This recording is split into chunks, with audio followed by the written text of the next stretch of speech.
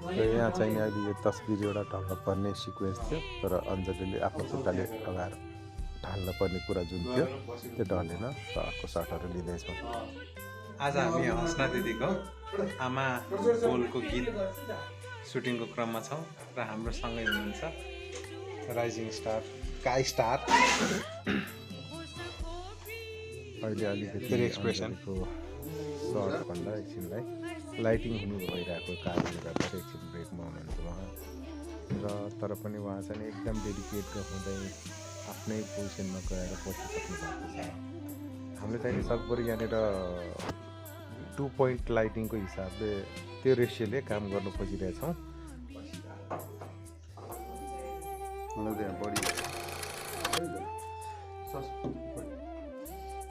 अहिले चाहिँ नि दिउँसोको झन्डै 2 बजी भन्दा बढी भइसकेको छ जस्तो लाग्छ।